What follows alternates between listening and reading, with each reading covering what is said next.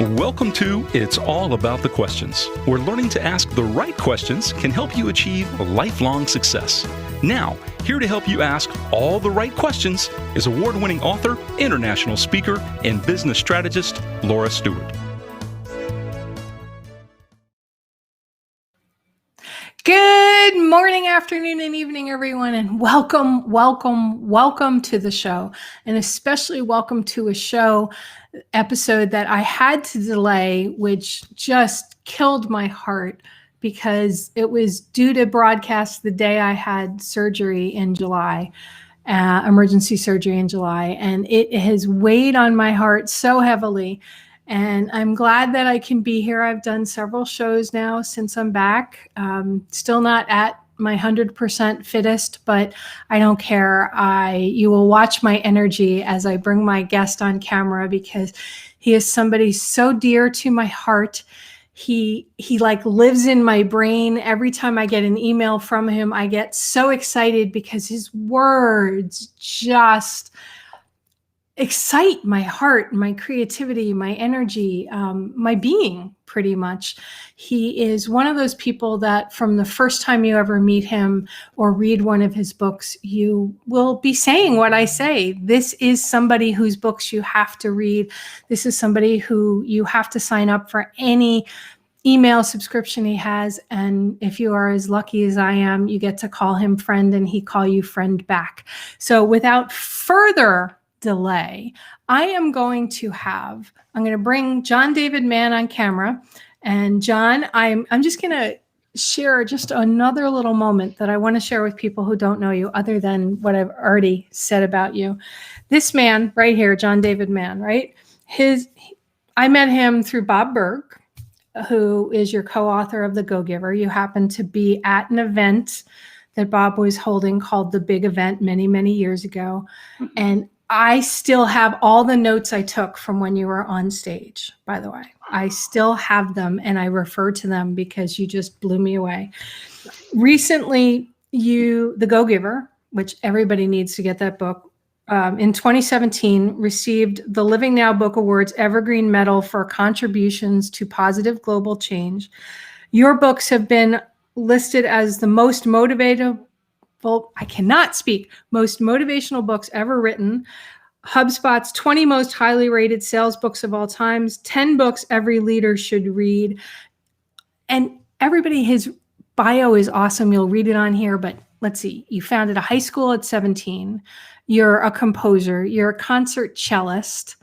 You have co-written or ghost-written or solo-written more books. You also ran an organization with, what was it, multi-million-dollar sales distribution with 100,000 people inside the organization. I mean, I've read everything, I think everything you've ever written and own physical copies.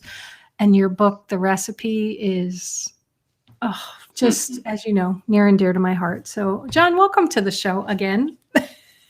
Well, thank you.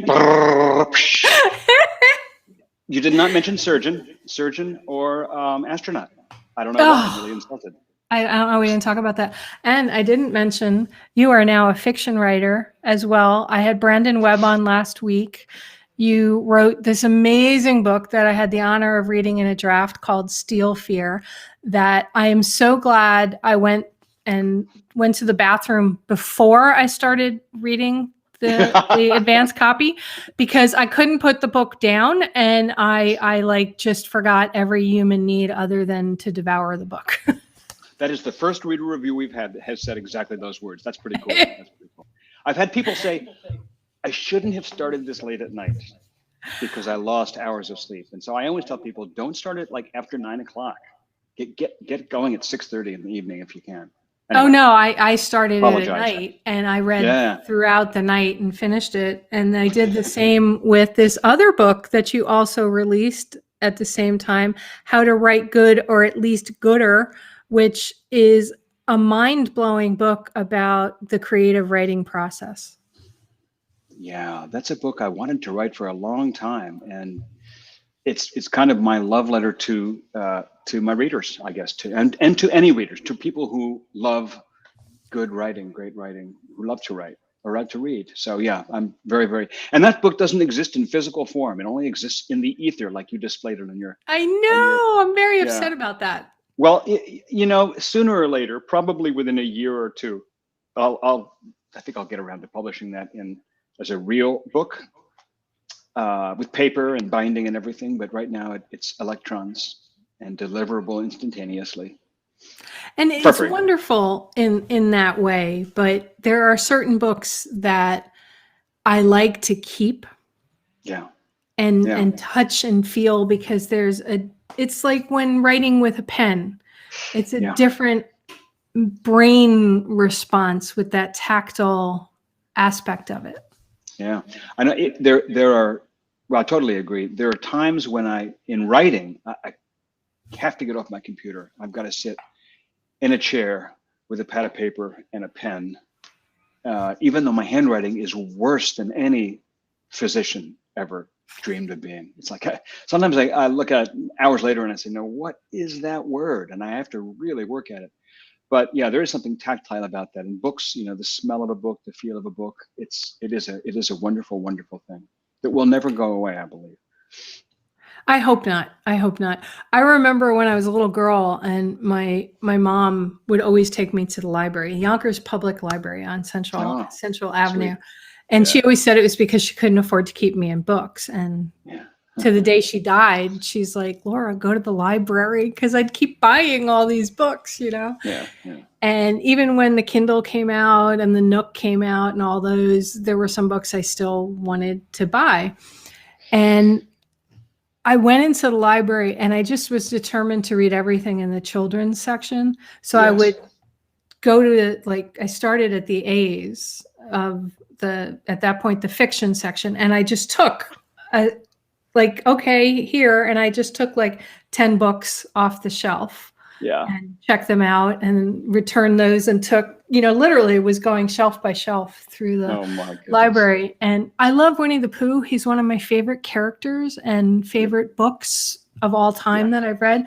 But I opened that book up and the smell was horrible in the book. Apparently it had gotten wet at some point and was mildewy and moldy. And for the longest time, I couldn't read Winnie the Pooh because that smell was terrible. What a traumatic association. I'm so sorry. Never have that with your books, though. I hope not to. So I want to dive in because I was supposed to interview you on launch day when I ended up having surgery for Steel Fear. July 13th. July 13th. Which does exist physically, by the way. Yes. And it looks so much better physical. Actually, I had the surgery a week before, so I had just gotten out of the hospital. Right. I had just gotten out of the hospital when the launch was. I am so curious, and you and I have spoken about this, right? But my listeners have never. You've always written nonfiction books. Yeah.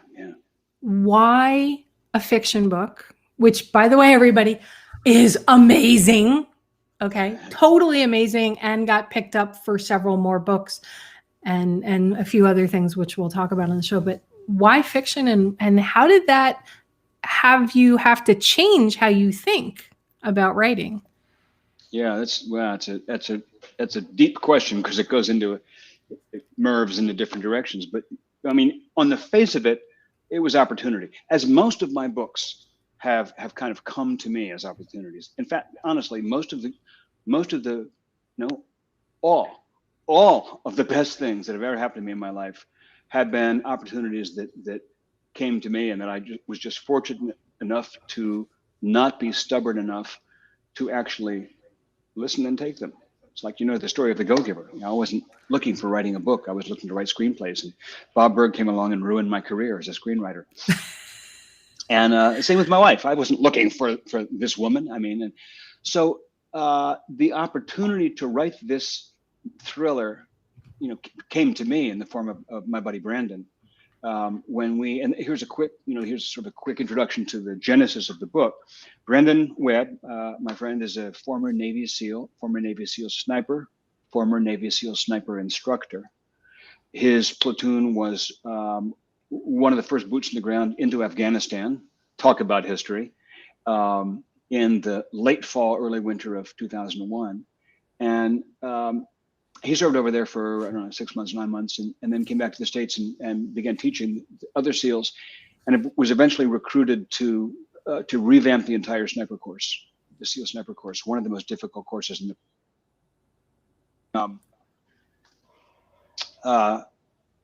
So he was writing a memoir in 2009, and my literary agent hooked me up with him. So, you want to write this book? Which at that point, you could have asked the same question, but it would have been, all of your books have been in leadership and business and self-development. What brought you into military nonfiction? And they're on the top books in leadership that everybody should read. Like almost every book you've ever written in that category. Well, that was my area. I started out writing. Well, let me stick to your question before I go too far back. So, Brandon and I started talking. He wanted to write a memoir, Navy SEAL sniper, and one of our very first conversations, he said, "Hey, would you ever be interested in writing a thriller?" And I said, "A novel?" And I honestly, I got to tell you, Laura, this is not false modesty. I did not think I could do that. I didn't think I had the chops to climb that kind of mountain. We'll talk a little bit in a moment about the difference between what I was doing and what this is, but I didn't think I could do it. My wife had been telling me for years, you should write novels. Not like, you should do this, but like, this is what I see you doing. I think this is, in fact, I think this is why you were put here. She just really firmly believed that. I did not.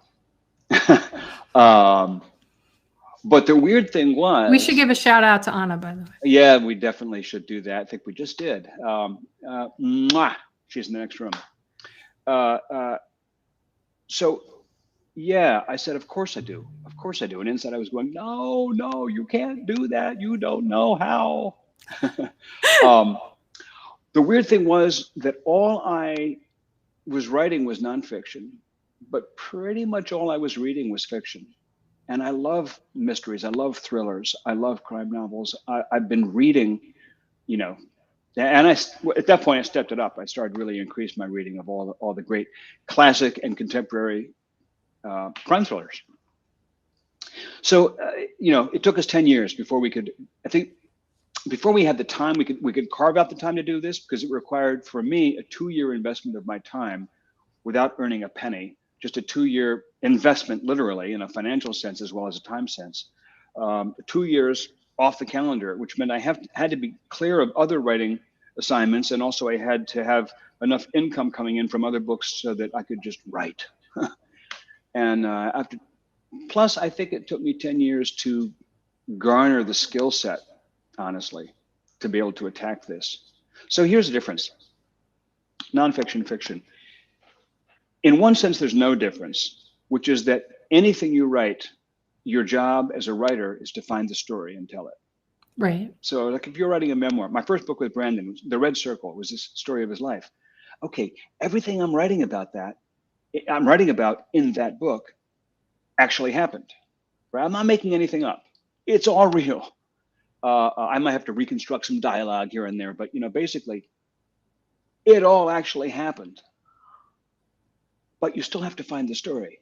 You still have to figure out, okay, yes, here's his life. He knows what happened, but where's the story in it? Where does it start and end? What are the high points? What are the low points? What are the challenges? What are the themes? Who are the principal characters? You can't tell a person's whole life. For one thing, that would take 1 billion pages. And for another thing, it's boring. Who wants to, it's like, nobody has time to read a 50-year long, it would be like a movie that lasts for 50 years. You got to find the story and tell that. The same thing is true in a business book. If you're writing a book like, I don't know, Flash Foresight or Real Leadership, there's still a story in it. So if you're writing a blog post, if you're writing a email, really, except for the most utilitarian, I'll be there at 9 o'clock, But really, if you're writing almost anything, there's a story in there, and your job is to find it and tell it in a way that's engaging to the reader, and it engages them so that in the process they come away with something they didn't have before they started. So they get value from it. So it changes them in some way. That's your job as a writer. You can't change them. You can't touch them. They can't take anything valuable away from it unless you engage them. And the way you engage them is with a story, because a story resonates with what we're doing here. So when I hear a great story, it vibrates with my life. So I'm engaged. I'm hooked into it as if I'm hearing someone talk about me. And so that's a story. And that's true in any piece of writing. But fiction's harder, I think. You'd think, well, you could say whatever you want because you're making it all up, so it must be easier. It isn't like that. It's the opposite. First of all, you can't say whatever you want. Once you decide what universe you're playing in, you have to be faithful to that universe. If you're writing, even if you're writing a fantasy novel set on some distant planet that you made up, once you establish your own ground rules, you have to be consistent with those. I've never done that, so I'm just speaking, theoretically. But with this sucker, I'm writing about a culture, a military culture, a highly structured military culture on an aircraft carrier, and there is no readership more finicky than a military readership. I didn't write this for military people, by the way. I mean, Brandon and I wrote it for just people. Most of the readers that I've heard from are civilians. They're not military people, but a lot of military people reading it too are people who have military history. You can't get anything wrong. It's all got to be realistic. It's all got to be faithful. So no, you can't just make stuff up. Just like in the sci-fi realm. I mean, you created a world, this world of the aircraft carrier. You kept the realism, but you also created this aura around it. Yeah. So the thing with the thriller is writing a book like the last book Brandon and I wrote before this was Mastering Fear, which we've talked about, which I love that book. One of my faves. I think it's one of our best books, and it's been very popular, and I think it's one of those kind of forever books. It really fills a function for people. Nonfiction. So writing a book like that is sort of like taking a group of people on a museum tour. You say, okay, everybody ready? All right, this is the introduction. Everybody is ready. Anybody need to go to the bathroom? Everything's cool? Okay, we're gonna go to the first exhibit. Follow me into this room. This is chapter 1. Now we look around the room. I show you, I point things out. You take a while and look around yourself. All right, follow me, next room, chapter 2. I show you all these exhibits. At some point, maybe we take a lunch break. So I walk you through exhibit after exhibit. You may have questions. I'll do my best to answer them. I'll do a bit of patter. You get to look for yourself at things. At the end, we come out and, maybe there's somebody in the tour guide who says, kind of recaps the whole thing and says, here's what we learned. That's a book. The thriller is like taking a dozen people and saying, everybody ready? Okay, hold on to this string. Don't let go. We are going to run over that tightrope, which is stretched over the Grand Canyon. Do not look down or we'll all die. You have 60 seconds to get to the other side. Go. And 60 seconds is 400 pages. And you can't look down. You can't stop to look around at the scenery, which I thought you could. I was surprised when I started writing this. I had plenty of looking around at the scenery, and I didn't realize that every time I looked around at the scenery, my 12 people were all dead because that group is the reader. I've said that writing a memoir is about your subject, the person whose life you're describing. Writing a business book or a how-to book or other nonfiction book is about the topic. Writing a thriller is about the reader. That's a whole different thing. It's about the reader experience. You have to hold them like this. Every second, every sentence, every paragraph. It's wild. Okay, and so, I'm gonna hold you there for 1 second because that's perfect for me to share something that to me, I didn't know it when I picked this out, right? But it's the perfect example of what you just talked about. Okay. But for me, it really sealed the deal of why I love and adore not only as a human, but as a writer. Okay. So I'm going to give somebody a little introduction to a character, a main character inside Steel Fear that seals the deal that everybody better just go buy this book right after or even during this interview. Okay. This is not only the first time Monica meets Chief Finn, it's also the first time, this is you talked about in your book, Write Good, How to Write Good. Gooder. Yep. And I had also highlighted it in Steel Fear. Okay, here we go. As the bird lowered to the tarmac, Monica spotted the two men walking toward them, illuminated by runway lights. Even from 100 feet off, she had zero trouble identifying the SEAL. He was tall, muscular, powerful, carried his fully loaded backpack as if it weighed no more than a paper boarding pass. He didn't stride so much as he loped, moving with a dangerous grace that made her think of the mountain lions she'd seen back home. Perfect specimen? Asshole.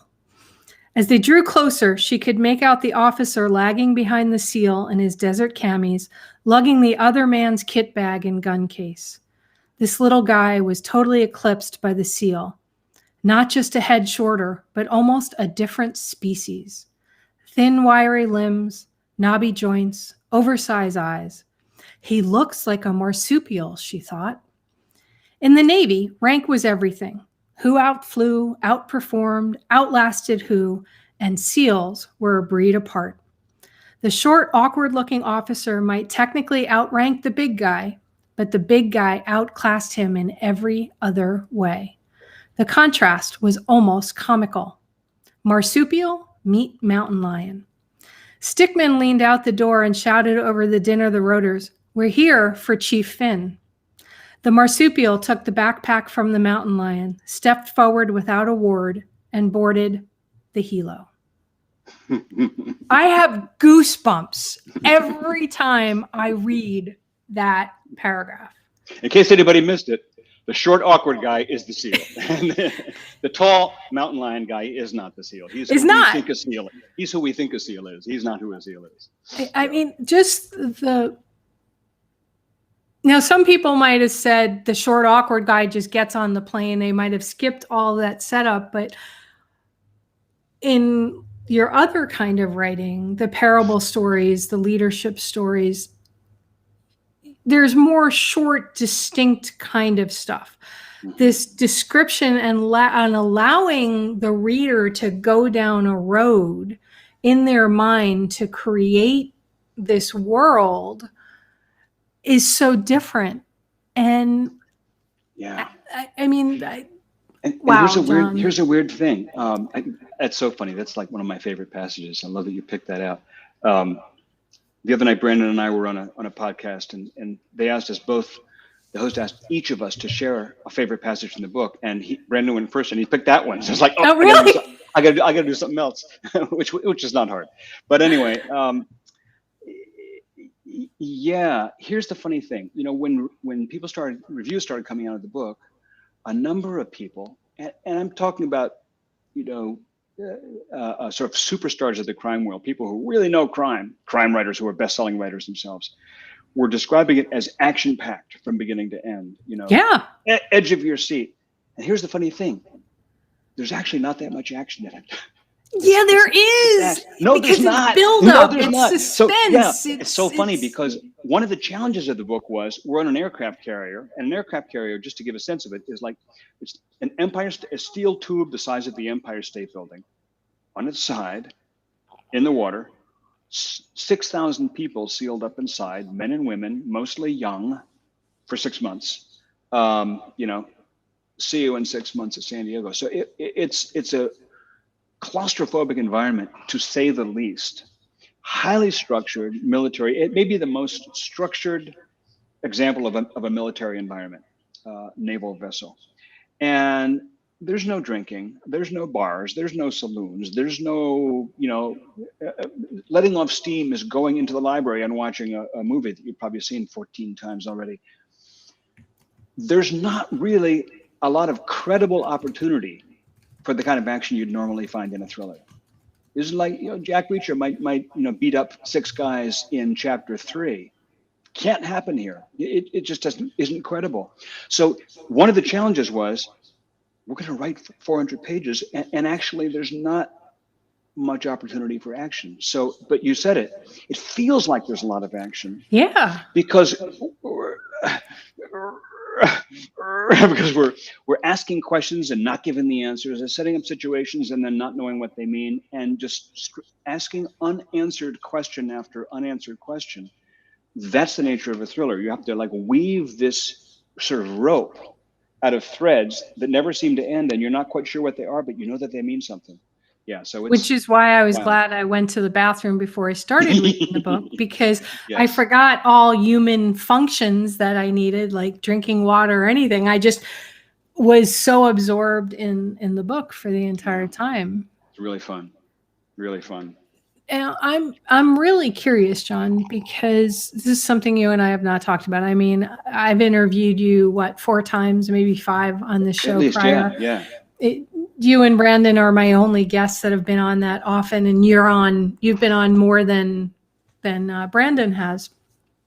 And I know your writing process. We've talked about it before. Yeah.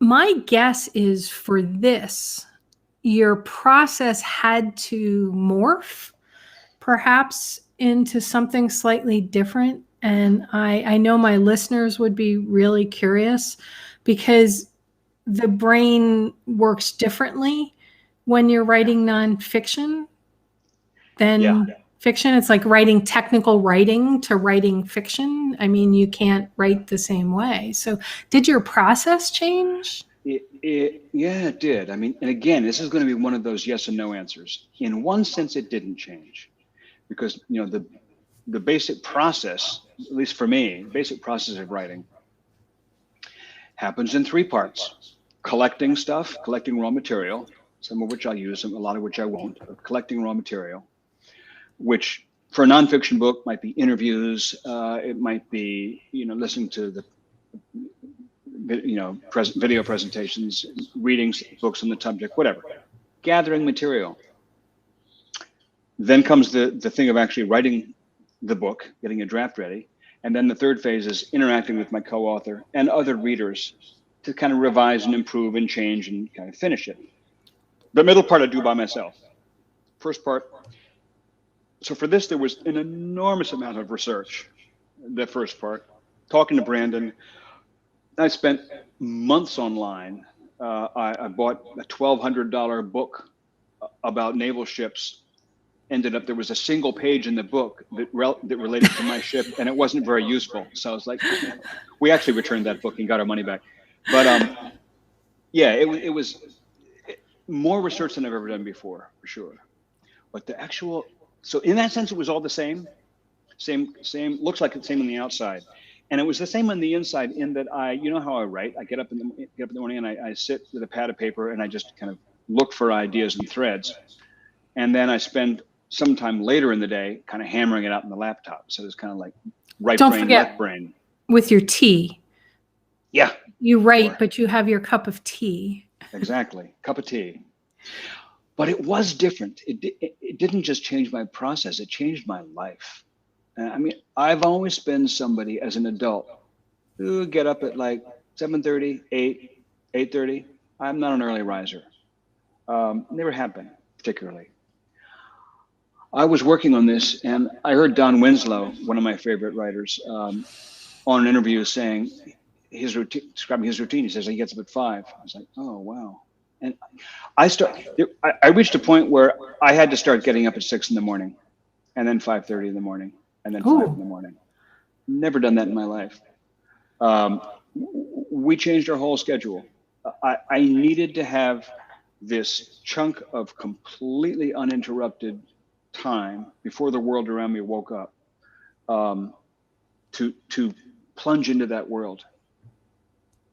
So that was different. I had to. The immersion for me was a whole lot more total than it's ever been writing any other book. And then the other side of it was, I learned so much about writing in this book. I've never had to be so exacting in the rewrite process. My first draft was 150,000 words. The finished draft, published book, is about 100,000 words. That's another book that you cut out. It's every third word, every third letter. You just take out the consonants and your vowels. And it was extremely difficult at first, but there was a lot of stuff in that first draft that just wouldn't have worked. It would have been the equivalent of saying, "Oh, look down. Look around. Oh, we all fell off the wire." To keep that tension, keep that thread going the entire, and you think 400 pages is a lot. Well, 550 pages would have been even more. So what I learned in this process was how much better things can get than you think. How much better a scene, how much better a paragraph, how much better a sentence can get than you think. I've had paragraphs where I thought that is pretty good. Yeah, it can be so much better. You have me you have me thinking about what an editor would do to a James Michener books right now. Yeah, I know. Well, some writers have the opportunity to be prolix.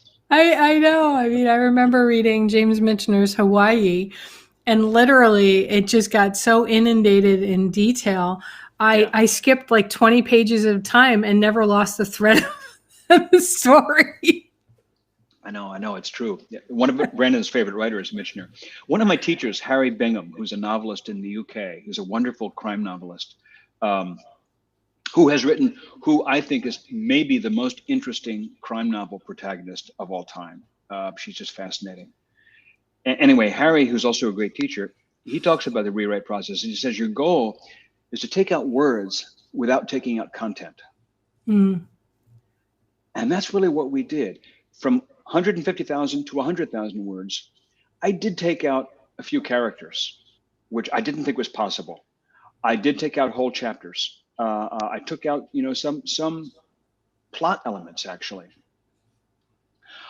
but not a lot. Mostly it was taking out words, taking out sentences, taking out pieces, compressing, as well as, moving things to happen earlier so they didn't have to be explained later, and just a lot of readjustment and realignment. And mostly it was taking out words, but not taking out content. And that's where your other book that's only available as an ebook comes in, How to Write Good, Yes. or at least Gooder, comes in. You actually share, and I was trying to bring it up on my phone versus my iPad where I have the steel fear cover. So in this book, you actually share some of the edit from this book, how this is where it started and this is where it ended, and you talk about that. And from The Go-Giver and a number of your other books, the difference a word can make, or the removal of a word can make, or punctuation, the difference that punctuation can make. I wanted to show people who want to write, and I don't necessarily mean people who want to be professional writers or publish books. I just mean people who want to write. Again, blog posts, emails, Facebook posts, whatever. A lot of people express themselves with words. So I wanted to show people exactly what I mean by rewriting, by taking out words and making something better, by finding a good sentence and making it shine. So I put a ton of examples in there from my own stuff, because I was there when it happened. So I have access to the crappy first version. Yeah, if I had access to the crappy first versions of Neil Gaiman or Don Winslow, I would put those, but I don't have those. Oh my gosh, I would love to see a few first drafts from Neil Gaiman. Yeah, me too. Because his books are just so warped and crazy. I would love to see the outtakes. Yeah, they're probably all really good. One of my favorite books about writing ever was gifted to me by my now ex-husband before I wrote my first book, Stephen King's On Writing. Yes. And you actually mentioned that book in your book on writing, a bunch of times. How to Write Good, or at least Gooder. And I actually saw, over the years I've known you, right? There is a lot of Stephen King's On Writing in you.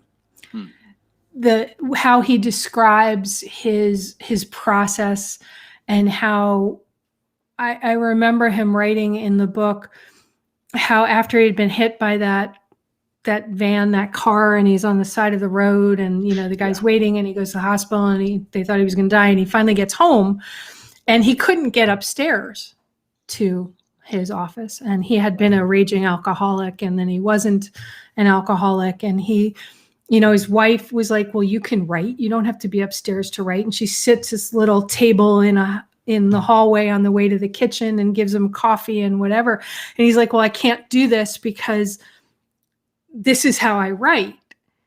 And as I was reading Steal Fear and imagining your own process, it's not the alcoholic, it's not the van crashing and, going to the hospital. But for me, as I was reading it, I was thinking through that going, John had his own crash here, and he had to rethink how words go on paper.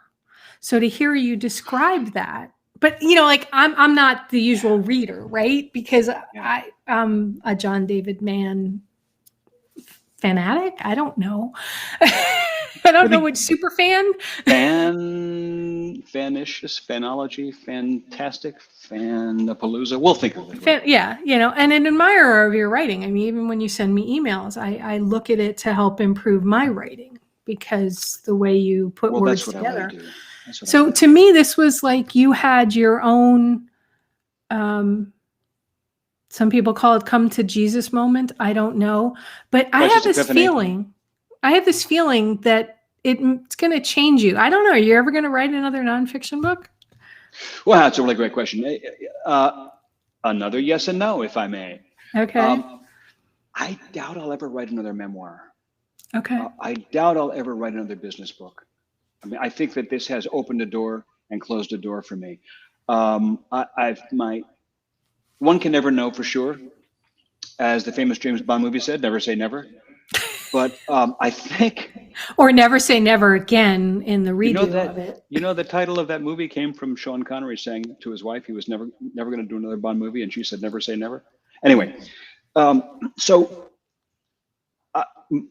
this point, never say never, but my expectation is from here on out, I'm just going to write novels and parables. I'll never stop writing parables. I love them. I just love this. But then again, a parable is like a mini novel. It's like a miniature, stylized, stripped down novel. So it's kind of a thriller and a parable are kind of like two ends of the spectrum, and I just love that form. We'll see. But on your point, I did something else with this I've never done before. I want to make 2 points here. Here's the first. When I finished my first draft, I hired a consultant. I shelled out my own money, roughly $1,200, same as the price of the book that we returned. Better spent this $1,200. I shelled out money to a consultant from overseas to read the manuscript and critique it. I've never done that. Wow. Never. Every book I write, before it goes to press, I give it to a circle. Even before it goes to my publisher, I have a circle of readers that I give it to. Half dozen to a dozen people who critique it. And my wife is the first reader. A friend of mine, Dan Clements, is the second reader. And I mentioned them in the book, How to Write Good. And then, of course, if I'm writing for a publisher, which I usually am, I got editors of the publisher, and they're fantastic, and I work with them closely. And I've never shelled out my own money. I've never hired my own consultant to read my thing and tell me how bad it was and why. And it was just a mind-blowing experience because she basically wrote back, and when she heard the premise of the book, by the way, premise of the book, a disgraced Navy SEAL stalks a serial killer on an aircraft carrier in the midst of the Pacific Ocean. That's it. So she just got that. She said, I want this job. I want to consult this guy. So we hooked up. She read the manuscript, and she pointed out there were a lot of lovely things. And then she said, I don't think you understand how a thriller works. And it's really literally. That's tough criticism. But you wanted it, so. That's what I want. I knew I needed it. I knew I didn't know what I was doing, and I didn't know what I was doing. This is one of my favorite life lessons that as important as it is to follow your bliss and follow your dream and follow your heart and believe in yourself and follow your path. Yeah, all good.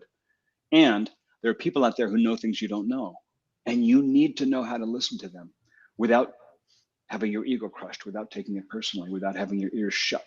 So your hands folded over your chest. So she kind of ripped it up in many big ways. And I completely rewrote it. And then I gave it to our agent. And it was then 150,000 words. And she said, this is good. Of course, it has to come down to 100,000 words. And it's like nowhere near finished. I was like, what? What? Mastering Fear, we had a phenomenal editor at our publisher's portfolio, Bria Sanford. She's just one of my favorite editors. And she actually did more. She took Mastering Fear, the original manuscript, and she made suggestions to it that had me change things around, take out a whole chapter and reduce the book by probably 20% or 15%, something like that.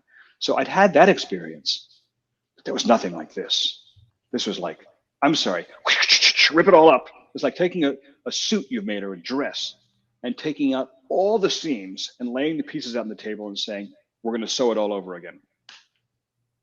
So that was different. That was new. I'm like in shock because, you know, I consider myself a writer. You know, I've got award-winning book and all of that. Yeah. Nothing like you. And my editorial process was more questions that they threw at me, right? Well, I mean, when I say that rip was it up, really yeah. different. And to Yeah. have somebody go rip the seams open, put it there. It sounds like a metaphor for life, really, John. And I know a lot of people, I'm taking you a little off topic here, but I think this is really important to ask. I want your answer anyway. If nobody else does, I do. Like with COVID, so many people's lives have been completely disrupted and changed and whatever. How did you pick yourself up from what to so many people would make them throw that book in the trash and never restart the book or restart their lives down that path? It's weird, you know, with COVID. I mean, personally, nobody in our immediate family died. We had people in our immediate family get sick, but get better again, not have terrible lingering effects. We've had neighbors die. Guy across the street, one house down, just died 2 weeks ago. I mean, so I missed my son's wedding because of COVID. That was, you know, you can live through that. I got to see the video. It's okay. But we didn't suffer personally that much. Our income dove like everybody else's, but it certainly changed our lives. All of a sudden, we couldn't go anywhere. My life is, you know, both of our lives were based on flying all over the place, and we flew nowhere, and, you know, everything changed. But here's something. And this isn't just about COVID, right? No, it's not, because when the Go Giver first came out, the economy crashed. This was 2008, 2009. The economy tanked, and it was like 9/11 all over again, but economically, you know, and in a way more personal for more people. Suddenly, people lost the value of their houses. They were underwater, and the whole world profoundly changed. The Go Giver had just come out, and we expected that this lovely, gentle little parable about a man who's having a tough time at work, and he sees a wise man who gives him some ideas. Like, people's like, yeah, who's going to read that book when I can't pay my mortgage and I'm dying and like all this, you know, stuff is happening. And sales picked up. The worse the economy got, the Go Giver did much better after the crash than it was even doing before the crash. And what we saw was people in that crisis, as you're describing, have their lives torn out, everything questioned, started questioning everything and asking themselves what's really important, kind of re-examining their priorities and re-examining the big pieces of their lives. You know, Stephen Covey's example, where you know, if you have big rocks in your life and stones and sand, and if you don't put the big rocks in the jar first, then you'll never be able to fit them if you put all the sand in first. If you don't take care of the important things of your life first, then all of the little pickiest stuff will crowd it out. Well, people started looking at the big rocks. And I think that's what COVID's done. I know it's certainly done it for me. I've started looking like, what's important? Honestly, staying in hotels and flying on planes was a big part of my life. It has happened zero in the last 19 months. And that's a small thing. But, you know, going out to eat with friends, going to parties, having book signings. No book signings here. Yeah. You know, so that's, you know, yeah, it's been interesting. And so in a way, you know, writing is is a metaphor for living. And I talk about this in the last chapter at the end of that book, How to Write Good, that I think the biggest stumbling block for writers who don't achieve their potential, or people who want to write but don't get where they want to go, don't fulfill their potential as a writer, is the challenge of embracing the rewrite process. The challenge of looking at what you've done and saying, there's good stuff in here, but there's an awful lot of garbage. It's an awful lot of mediocrity. Or there's an awful lot of that could be just so much better. And then having both the faith and the discipline to work away at it. Make it better, better, better, better, better, better. And that's what your life has to be. You have to make your life better. You have to improve yourself. You have to say, I'm not a bad person, but I'm doing a bunch of crap. I'm managing these relationships, those tasks, this situation, not very well. It's not an indictment of me as a person, any more than rewriting is an indictment of the book. But I'm not there yet. So let's get better. Let's improve. Let's rewrite. Let's revise. So maybe to my listeners out there, that when they heard you talk about this person who critiqued your book and basically you had to rip it up at the seams and start all over, maybe they need to read Mastering Fear that you and Brandon wrote to talk about how to dip your toes back in the water to get over your fear of swimming or being in the water. Because so many people, I mean, John, I've seen this with me, right? A friend of mine the other day said, we were getting on a call. I'm doing a project for her. And as I'm getting on the call, I get a phone call from somebody that doesn't call me very often. And we were waiting to hear if my uncle had died. And it was my cousin calling to say he died, literally as I'm getting on this call. But I had to take the call because he's my favorite uncle. And we shared a passion for reading, right?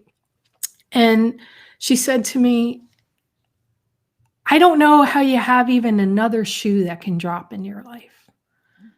You know, that whole idea of the other shoe's going to drop, that people are waiting for it to drop. She's like, well, you're like a centipede and all of your shoes have dropped. There can't be anything left. And then your uncle dies. So, by the way, you remind me very much of my uncle, which is a really awesome thing. That's great. So, that's good to hear. The funeral I'm alive. The funeral was yesterday. So, what do you say to somebody who feels like every attempt they've made to write or to have something go right in their life, it just feels like the other shoe keeps dropping? What do you say to them to help them pick themselves up? You kind of touched on a little bit of it, but just a little bit deeper before we start closing up the show today. Yeah, I mean, it's. I think with writing and with a life situation, I might say it a little differently. Sure. But for me, it's always about. Let me just back up 2 feet and say, when I get in a situation, like people often ask about writer's block, when I get in a situation where I have a writer's block, or more likely, I'm at a point where the book isn't working. This chapter isn't working. There's like, this chapter is like not very good, and nothing I'm doing is working. It's just not getting better. And that does happen. It happens frequently. I'm like at this point where I know it has to get better and I can't see what to do. It's like I've tried a dozen things. Nothing's working. The solution is almost always to take a step backwards. And for me, say, what am I saying? What is the big picture of my story? Where is my story going? It may be, technically, it may be asking, what does this character want? Where is this character at in their arc in this story? Or, what does this character not know yet? Or some other big plot question. But the larger question is, what is really going on? What am I trying to say? What's important here? What are the important pieces? And I think that is true in difficult life difficult life circumstances, Mm-hmm. whatever they might look like, is to, when it's really difficult to find your way through the keyhole, to back up and say, okay, wait, hang on. Number one, I'm a person and I'm alive. There must be a good reason for that. So let's have some faith that that's a good thing. Take that as a background. But then number two, what's important here? What matters to me? A lot. What matters more than anything? What is, what are the greatest gifts in my life? What is the greatest, if not meaning, let's just say most important,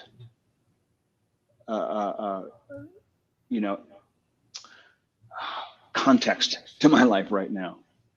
And it may be that, I'm not done with being a parent, or with being a writer, or with being a friend, or with being a whatever. I have something in my life that I haven't finished yet. You just have to back up and say what matters, what's important. And then all these other things that also matter. They matter a lot, but they're impermanent because they just ended, or they just messed up, or they just died, or whatever just happened. That can't be the end of everything. So what's left? And out of what's left, what's important? And that's what I got to go back to. Out of what's left, what's important. I love that, John. We're getting close to the end. How do people, I'm definitely getting my physical copy soon. How do people get a copy of Steal Fear, get a copy of your book on writing? Oops.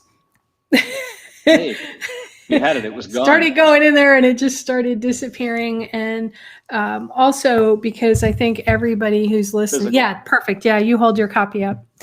How do people get on your mailing list to find out everything else you're doing as well? Okay, well, first of all, I don't mail to my list very much. If you ever get on the list, so I will not inundate you. But the point of my list mainly is so I can let people know when I have a book coming out, or if I have any events around that book coming out. Or you write a beautiful blog post. Yeah, or if I write a blog post.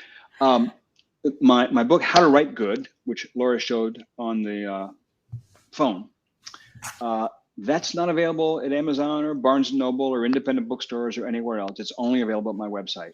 Like I said, someday I'll publish that, but I'm right now, it's a free download off my site for people who sign for my newsletter. And it's not like a 12-page booklet. It's a full-size book on how to write good, or at least gooder. I don't claim to be excellent. I don't claim to be the best, nor probably do you, but we can all get gooder. That's that. That's it. And that's at my website. And my website, you can get all my books at my website. Steal Fear, buy links to Steal Fear, and excerpt. All my books, you can get buy links, you can get excerpts, you can get sample chapters, read about the background and history of the book. It's all at my website. My blog is at my website, and my website is just my name, John David Mann, M-A-N-N, 2 N's, johndavidmann.com. As it magically appears. Amazing. Okay, and the books are available everywhere books are sold. I fully expect Steal Fear to hit on the New York Times bestseller list at some point, because it is so worthy of that. From your lips to the New York Times book reviewers' ears. Yeah, and the sequel is already in progress. Yeah, I was going to mention this earlier, just because the process has been very different, interestingly. Just because I didn't hire a consultant, I didn't go through quite that much trauma writing the sequel. I just finished it. I just finished my first draft 2 days ago. Put the last period on the last sentence. It's called Cold Fear.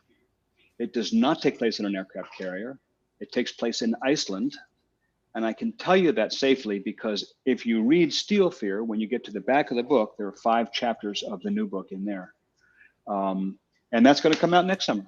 So, yep, book 2 is already in process. And Brandon mentioned that there might be a series coming too. We optioned we sold the screen rights to NBC Universal. It's now in development as a TV series for their streaming platform, which is called Peacock. Peacock is like Netflix or Amazon Prime or one of those, but it's a underdog. So it's less well known, but we are one of its properties. And I have no idea when it'll come, honestly, even if it'll come, but it's in development. Someone is writing it. It's happening. We got a fantastic producer. So that should be coming to a streaming platform near you soon. Yeah, and I will be subscribing to whatever platform so I can watch it. Yes. Yeah, me too. Yeah. Last thought you want to share with my listeners, John? Just that, and I think I say this all the time, but I think that, one of the things that, why do we write books? Write books for readers. I mean, somebody just was writing to me the other day who knows the crime writing world really, really well. And she said that she's watched writers and she sees writers who think that, readers are beneath them and they won't sign autographs or they don't like doing it or they act like this is a bother. And say, I don't grasp that. Readers are the point of writing. And so there's nothing as exciting to me as taking something vague and putting it in concrete terms you can communicate it to another person, and then they read it and they get it and they communicate with you and you engage. I mean, I just love that. So I think that's not unique to me. I think that's true for all of us. We've all got stories in us that are unique to us. Nobody else could have written Steel Fear. Not because nobody else is good enough, it's because nobody else is me. Nobody else is you. Nobody else is anybody. Right. We've all got life experiences that are uniquely ours, perspectives that are uniquely ours. So, nobody could write the book you could write or the blog you could write. So, that would be how I'd close. I would just say for everybody, read great writing and, find your story and find a way to tell it. I love that, John. Thank you as always for being on the show. I just love you to death. And please stay safe, you and Anna. Oh yeah. And just, stay out of harm's way. Okay. We will. All right. Because I want to have you on again and again and again and again. And once COVID's all done, actually have a cocktail or a cup of coffee I'm a tea drinker like you. Have a cup of tea together. We will do it. All right. Hang on, and I'll be right back to you. Thank you, everybody, for watching, listening to the show today. You might have been watching it live stream with John today. And if not, you're just listening on podcast. It does not matter. What matters is that you ask the right questions and that you grab a copy of Steel Fear. Go to John's website, get a copy of How to Write Good or Gooder, because it is a beautiful piece of writing in itself. Last week, I had Brandon Webb on, and we talked about where the origins of this book, Steel Fear, came from.